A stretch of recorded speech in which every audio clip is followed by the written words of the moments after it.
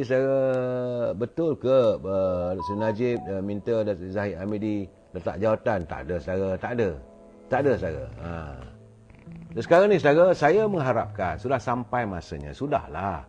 Cuma saya agak terkejut hari ini saudara bila timbul isu pembebasan mahkamah terhadap Datuk Tan Sri Muhyiddin. Saya kata bergolak lagi lah. Bergolak lagi, maka orang kita tak habis lagi dengan politik. Sedangkan hari ini sepatutnya kita berfikir nak cari rezeki macam mana nak menambah makanan, macam mana nak menambah ekonomi. Saya nak jelaskan saudara, saya mendapat laporan. Ini bukan cerita bohong saudara, ini kenyataan sebenar-benarnya. Ini agak membahaya kalau kita berterusan terjebak dalam politik yang tanpa batas. Kerana dalam keadaan sekarang saudara, agak mengerikan. Ini memang benar saudara, agak mengerikan apabila Thailand katanya besar kemungkinan tidak akan mengekspor beras. Ini berat saudara. Kalau Thailand menghentikan ekspor beras, berat ni saudara. Aduh, kalau ini berlaku macam mana tu saudara? Kita harus berhati-hati menghadapi suasana yang tak menentu. Sebab dari laporan yang saya lihat, bahawa memang Vietnam telah pun memutuskan untuk tidak meneruskan pengeksportan berasnya kerana mereka bimbang bahawa negara tersebut akan terjebak dengan keterjaminan makanan, food security. Dan Thailand kerana kesan daripada perubahan cuaca, maka tanaman padi juga mungkin dihentikan. Kalau ini berlaku, bagaimana dengan kehidupan kita? Sebab itu kita sekarang ni saudara, pergantungan kita kepada beras, itu makanan ruji yang penting pada kita, adalah 30% daripada luar negara, 60% daripada penghasilan tempatan. Tetapi kalau kita asyik sibuk berbalah lagi, bila masa nak menangani persoalan ini? Ini yang saya risaukan. Dan ekonomi bagaimana? Masih lagi ada lagi mengatakan bahawa orang ni patutnya jadi menteri, dan sekarang ini apa yang berlaku di negeri Selangor, saudara, majoriti ahli-ahli Dewan Undangan Negeri Selangor adalah terdiri daripada ahli-ahli DAP. Saya nak kata macam mana? Jangan salahkan sesiapa, salahkan diri kita sebagai pemilih. Jangan salahkan orang lain, salahkan pimpinan-pimpinan yang ada dalam parti-parti yang berdasarkan kepada parti orang Melayu. Kita pecah sampai 10 parti. Dulu cuma ada satu saja. Sekarang ni 2, kemudian 3, 4 sampai 10. Dan kita nak menyalahkan bila parti DAP yang dia solid. MCA tak bertanding, cuma dia bertanding dengan gerakan. Jadi DAP dengan sokongan Kerajaan Pakatan Harapan, dia menang. Nak buat macam mana? Jangan kita bercakap sesuatu kesal lontarkan pada orang lain. Ini bagi saya satu pemikiran politik yang tidak matang. Sewajarnya kita menerima segala keputusan dengan hati yang lapang. Inilah natijahnya. Saya dah bercakap, bukan saya tak bercakap. Sekarang ni baru nak dikesal. Memanglah saudara, orang Melayu ni saudara, memang bila dah terantuk baru tergadah. Saudara, yang duduk dengan DAP, kenapa? Bukan soal kita duduk dengan DAP, kita dalam Pakatan Harapan.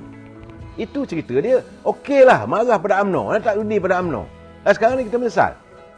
Apakah tak boleh UMNO bertanding? UMNO bertanding. Keadilan juga bertanding. Calon daripada keadilan pada yang kalah. Calon daripada Bersatu yang kalah. Calon daripada PAS pada yang kalah di negeri Selangor. Saudara, jadi kita, undian kita tidak begitu dapat pada DAP. Jangan marah. Itu keadaannya. Saya gaca, dia kata bukan tak matang, tapi rakyat bijak. Iyalah.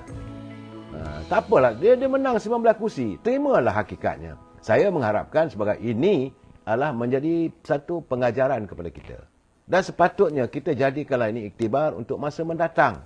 Sebab itu saya dah bercakap dulu, cukup-cukuplah. Jangan kita berbalah sama-sama kita. Kena ingat saudara, bila kita berbalah sesama kita, maka orang ambil kesempatan. Tak sedar-sedar. Apa ni?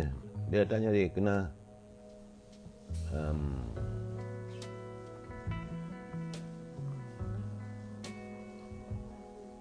dia tak boleh begitu. KL menjerit ke apa, tak boleh.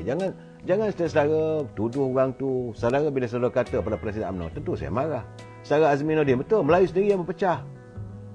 Jadi tapi bila kadang begitu jadi sasarannya UMNO. Benar kenyataan daripada Saudara Azminuddin. Bila dah sekarang ni 19 kursi menang pada DAP, yang salah UMNO.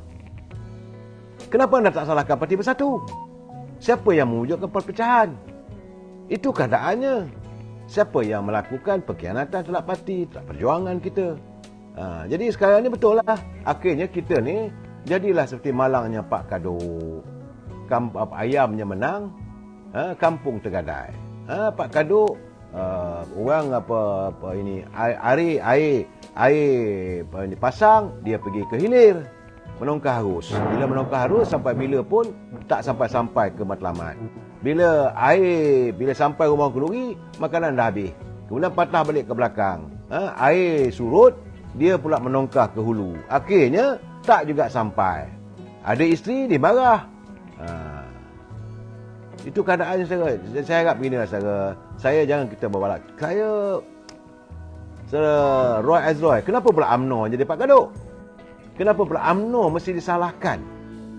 Jangan salahkan UMNO. Sikit-sikit UMNO salah, sikit-sikit UMNO salah. Saya rasa anda tidak berlaku adil dalam menilai kedudukan politik. Anda harus memahaminya. Saya nampak Saudara Ahmad, dia kata UMNO korup. Bila masa UMNO korup? Saya tidak marah kalau anda mengatakan ada setengah orang ahli-ahli UMNO yang melakukan korupsi. Itu saya tak marah, saudara. Tunggulah. Tunggu. Dan apakah anda mau melupakan mereka yang berada di sebelah sana tu, apakah mereka benar-benar bersih? Apakah mereka yang berada di sebelah sana? Saya tak mau sebut nama, saudara. Kita tahu. Tapi tunggulah. Sebagaimana yang dinyatakan oleh Yang Amat Berhormat Perdana Menteri. Kena ingat kenyataan dia. Saya, orang kata, bahasa orang Perak dia kena petir. Saya petir setiap kali Datuk Seri Anwar Ibrahim berucap di pentas-pentas politik. Dia kata bahawa selepas ini, berderit akan bawa ke mahkamah. Artinya tunggu, tak lama. Secara amat-amat saya setuju. UMNO perlu orang baru, saya setuju. Tetapi janganlah setuju keseluruhannya. Jadi kalau semua orang baru, apa nak jadi pada parti UMNO? Saya selalu mengatakan bahawa silapnya di peringkat akar umbi sendiri. Mereka mementingkan diri sendiri. Mereka melihat sebagaimana saya katakan semalam. Mereka melihat bahawa UMNO ini seolah-olah ladang untuk mencari kekayaan. Ini keadaannya yang akhirnya rakyat semakin jelek. Dan warga UMNO yang terdahulu, mereka dilihat sombong. Dah jadi kaya raya. So sebab ini menimbulkan kejelekan. Dan hari ini saya mengharapkan agar warga UMNO kembali sedar diri. Kembali ke pangkal jalan. Yang sudah santuni. Masa untuk berbalah sudah dihentikan. Saudara Eddie Abdul Rauf, saya jangan menegakkan benang yang basah. Saya tidak menegakkan benang yang basah. Saya bersimpati dengan warga UMNO peringkat akar umbi. Mereka sedih, saudara. Yang buat kesilapan peringkat atasan. Jadi saudara menghukum parti UMNO tak boleh. Bila saudara kata saya menegakkan benang basah, tak betul. Warga UMNO kita 3.7 juta ahli. Kalau yang buat salah tu dalam 560 orang atau 100 orang katakan takkan nak dihukum semua 3 juta. Saudara. Dan sebab itu saya katakan wajah akar umbi tak salah. Jadi sekarang ni kita santuni. Nak katakan bahawa rakyat menolak UMNO tak juga. Tak ada pun calon-calon daripada UMNO yang hilang deposit. Tapi calon daripada parti Perikatan Nasional 18 orang hilang deposit. Ini kena ukurannya, saudara. Saudara, memang semua akar umbi bersih. Saya bersimpati. Bukan saudara. Wajah kutub, dia kata. Warga akar umbi UMNO tak salah. Cuma mereka dibudayakan dengan budaya sebelum ini apabila taburan. Banyak dedak yang ditaburkan oleh mereka yang the so-called bernama warlord. Ini yang saya marah ni.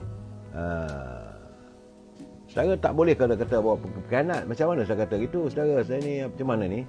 Saudara Hazar. Apabila kata presiden saya membawa Melayu menjadi bangsa pengkhianat kepada bangsa sendiri dengan menyokong DAP. Kita tidak menyokong DAP, kita bersama dalam Pakatan Harapan.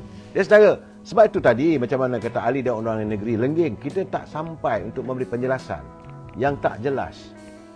Saudara, jangan kita masalah doktrin yang ada dalam pemikiran kita ni kebencian yang melampau-lampau. Ada masanya, saudara. Sebab itu saya selalu berpesan, kalau kita benci pun janganlah benci habis-habis. Kalau kita sayang pada orang pun janganlah sayang habis-habis. Kalau kita benci mereka sehabis bencinya, mungkin satu ketika nanti kita akan sayang. Dan kalau kita sayang dengan orang tu sehabis baik, setinggi-tinggi sayangnya, mungkin satu hari kita akan membencinya.